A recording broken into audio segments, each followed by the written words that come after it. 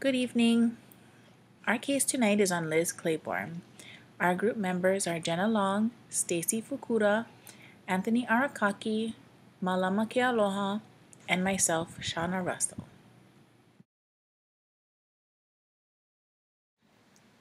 Throughout tonight's presentation, we'll be identifying influences that helped shape Liz Claiborne as a designer, define the consumer market during the time Liz Claiborne Incorporated was established, present the core business concepts, management, and leadership style of Liz Claiborne herself, evaluate the performance of Liz Claiborne as a leader.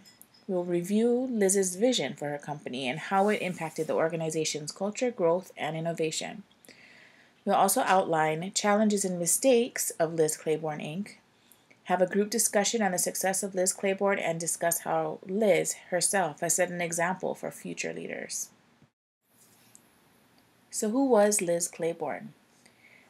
There were several influences behind Liz Claiborne's passion. Her mother taught her to sew, an important life skill for girls and young women in the 1930s and 40s. Her father influenced her appreciation for fine art. Growing up in the U.S., Liz was taught to value practicality and function of objects, and in Europe, she learned the importance of style and beauty in everyday life. Liz knew at an early age that she wanted to combine her sewing skill with her love of art. She studied art and after winning the Harper Bazaar's design contest, decided to begin her career in fashion. She had the courage to believe in herself when her father did not support her decision to start a fashion career in New York. It was Liz Claiborne's diverse skill set, open mind, sense of drive, and strong work ethic that made her successful in the industry.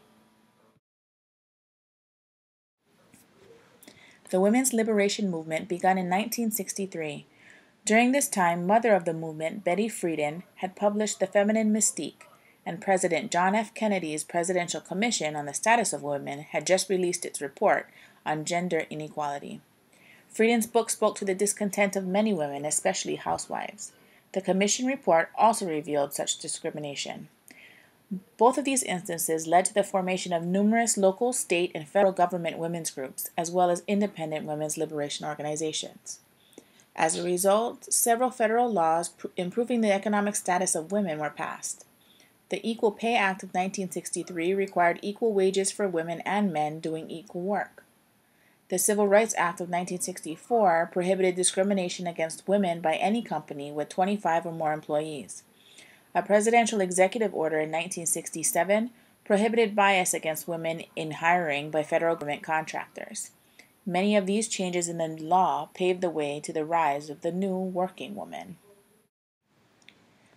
Liz Claiborne created a new foundation for the working woman's wardrobe with her unique design concepts, which combined quality, high style, great fit, and good value.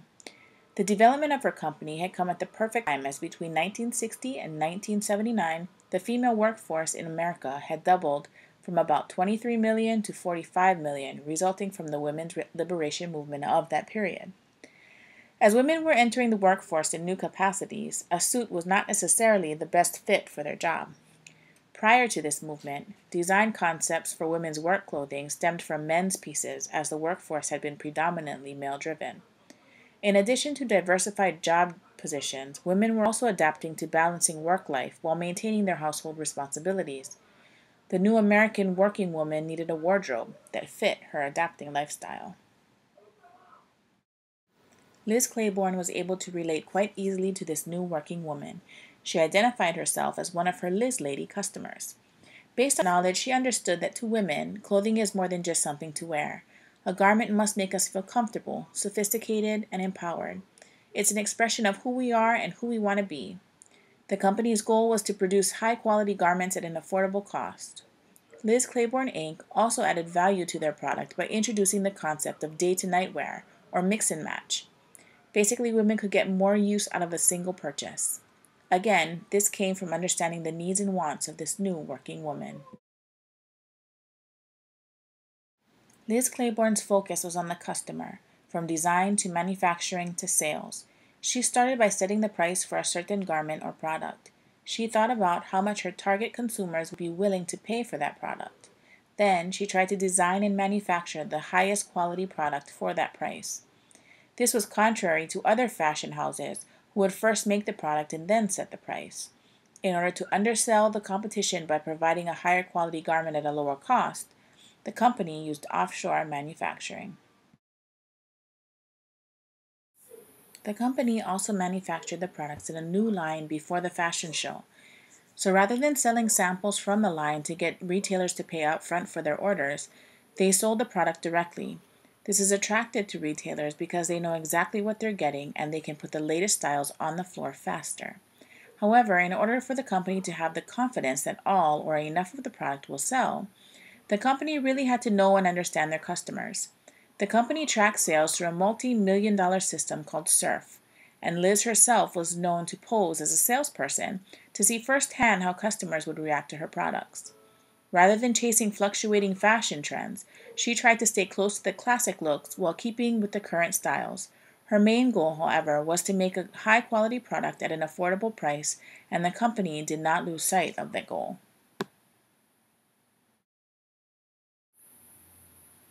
So did this business approach work? Liz Claiborne grew from $2 million to $100 million in sales in 5 years. Liz caught the attention of the investment bankers with her phenomenal company growth when she went public in 1981. She also recalls, "The company really took off after we went public. People began to realize we were a business, not just a fashion house, and that gave us a different kind of confidence. It gave us courage and the push to forge ahead." Liz Claiborne Inc. made Fortune 500 in less than 10 years, changed the way women dressed, changed the way they shopped, and led the fashion industry in trends and profits for almost 20 years. Liz Claiborne's name and associated brands held a strong association with quality and affordability. There are 4 elements of the path goal theory of leadership: directive, supportive, participative, and achievement oriented. Liz Claiborne exhibited traits in each category at one time or another. She was a directive leader in the fact that she would clearly define her vision to her staff to stay true to the mission and to make quality, affordable clothing for the working woman. She was very supportive of her staff, making it her top priority in the business.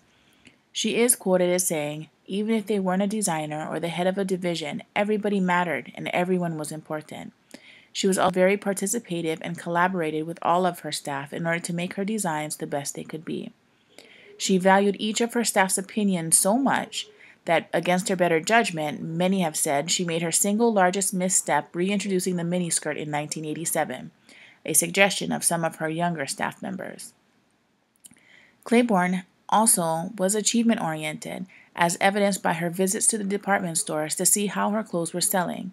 A good leader utilizes all of these elements at appropriate times in order to steer the company in the right direction. Liz Claiborne utilized a collective approach to management rather than an individual one, due to valuing the success of the group. As the name implies, Liz Claiborne Incorporated existed because of Liz and her ideas, so ultimate power and potential for control resided with her. However, because of her management style, her staff felt more a part of a team. Liz could be considered a transformational leader because of her ability to allow for staff creativity and goal setting.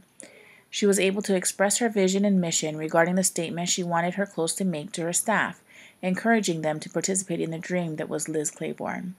However, at times, Liz executed her power by making the final decision on designs that went to market.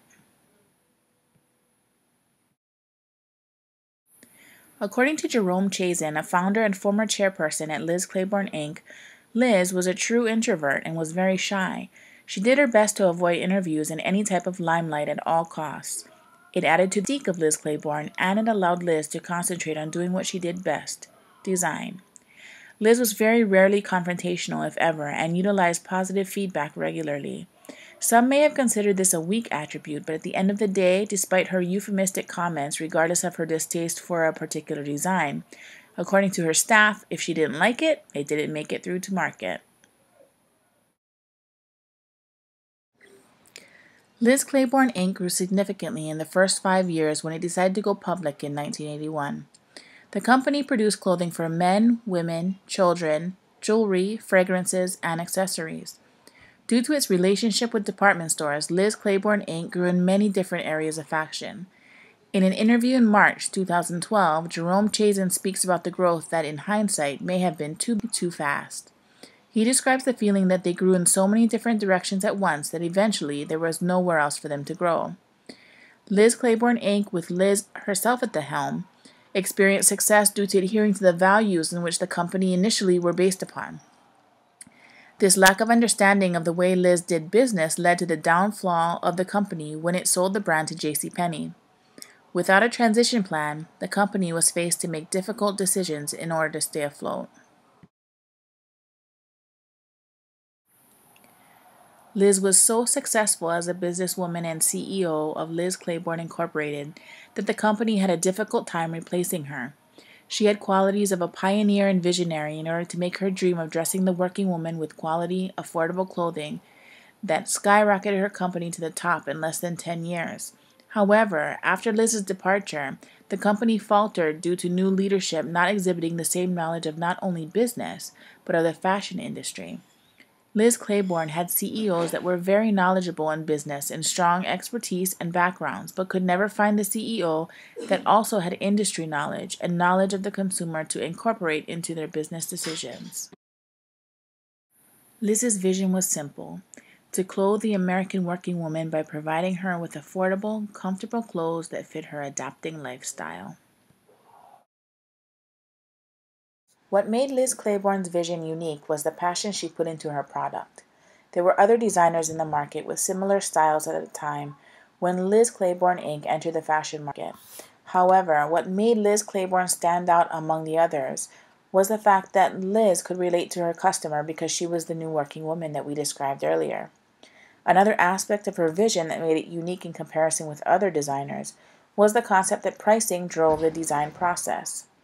Liz realized that her customer wanted fashionable clothing without having to spend an arm and a leg.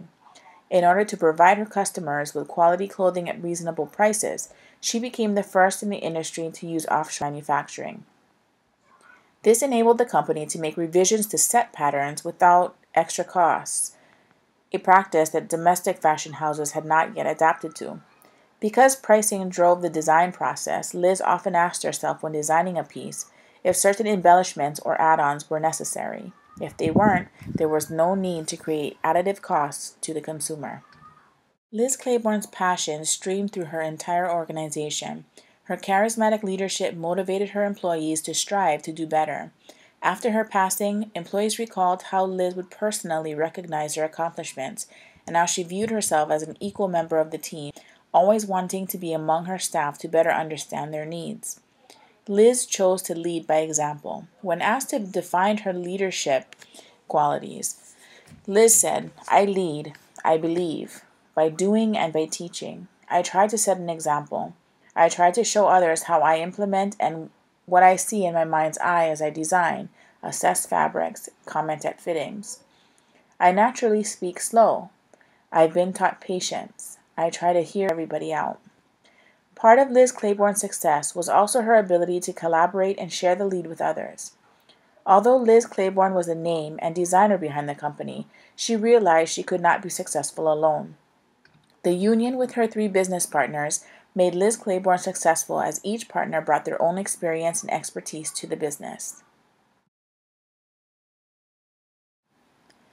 The reasons for the substantial and rapid growth of Liz Claiborne can be attributed to the fact that the company catered to an emerging market by providing high fashion at low prices.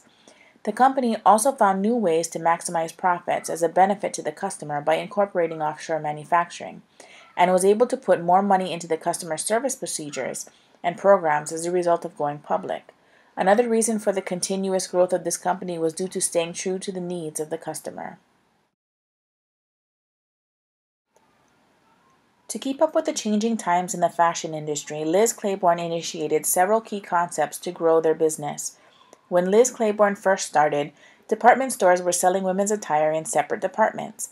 All the sweaters were in one section, the pants in the other. Liz Claiborne incorporated the idea of collections within a department store, something we still see today.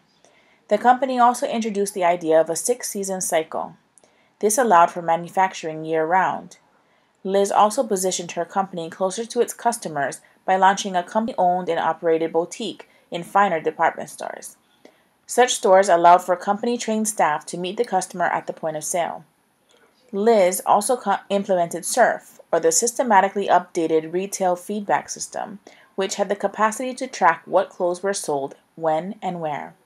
Clayboards were also designed to ease the shopping experience for customers. These clayboards provided personnel with specific instructions on how to mix and match clothing on mannequins and racks, which made it easier for customers to shop for outfits. It can be argued that Liz Claiborne was a good business leader. She faced large challenges and made mistakes, but Claiborne was able to create an outcome that matched her intent by means of her collaborative leadership style. We call her a good leader instead of a great one because overall the company did very well under her direction, but she didn't inspire others to carry that on past her tenure. One of the early challenges Claiborne overcame was her father's disapproval with her choice of career. She also was a naturally introverted, shy person, and as the head of Liz Claiborne Inc., found herself doing many public appearances, as well as having to talk to many women customers. We mentioned earlier that department stores' displays weren't conducive to showing collections. According to Jerry Chazen, the department stores were quite stubborn about changing this at first, and it posed a great challenge. Also, Claiborne found it very difficult to work with U.S. manufacturing facilities because they were very inflexible. Claiborne, pushed by her vision, found ways to overcome all of these challenges. Claiborne felt pressure to succeed from several sources. According to Jerry Chazen, he was the initial motivator who gave her the idea that she could start the company. Chazen also claimed that the company Claiborne worked for was about to close and she would soon be out of a job. This would have pressured her to make her new company a success. Along with these external motivators, from the beginning, Claiborne had a real passion to dress the working woman, whom she identified with greatly. When her company went public, Claiborne and the rest of the top management team felt even more motivated to make the company successful financially. Claiborne's husband claims that another motivator for her was the feeling of responsibility that came when she realized that she was accountable for dressing all of America. Though the case study states that Claiborne's only obvious mistake was reintroducing miniskirts in 1987, hindsight shows a couple of other big missteps. One, which Chazen points out, is that the company grew too large too fast. According to him, Liz Claiborne Inc.'s incredible growth locked them in with department stores early on, and they found it very difficult to break out of that model. Inevitably, they found it hard to sustain, and the brand was sold. Chazen takes some responsibility for this error, but Claiborne must take some ownership as well, being the founding CEO. Also, many have said that the company lost touch with their main consumer after Claiborne retired. Within a few years after she departed as CEO, the baby boomer population, which was her big consumer, began to lose interest in the company's styles. Though this happened after she retired, if Claiborne had had a stronger succession plan in place, including perhaps someone with her design talent and consumer connection, the company might have been stronger in the years after her departure. Instead, stock prices plummeted and the company went into a tailspin. As a good leader of her company, Claiborne took many actions that leaders of the future can emulate. She led the fashion industry as the first company to create affordable, comfortable clothes for working women. Also, Liz Claiborne Incorporated was one of the first clothing companies to engage in overseas manufacturing and has changed the look of department stores to this day. Claiborne had a clear vision from the start of her company, and she created a feasible plan as means to achieve it. For example, having limited startup capital, she created a business plan that did not include doing her own manufacturing of clothes. She gathered a strong management team with the skills that she was lacking. Claiborne helped the team work collaboratively and with few major conflicts. Also, Claiborne continually innovated new products and encouraged her staff to contribute their ideas. Additionally, understanding and integrating all facets of the clothing industry, from design to manufacturing to the customer, was extremely important to Liz. For example, she could think about the way clothes are manufactured while designing them to make for a smoother process. Ultimately, the great reign of Liz Claiborne's company ended with her passing. Though her influence on society can even be felt today, her company is no longer the global force that it once was.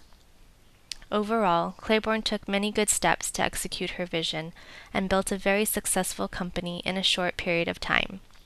She made great changes to the fashion industry and left a lasting impression on everyone from customers to her employees.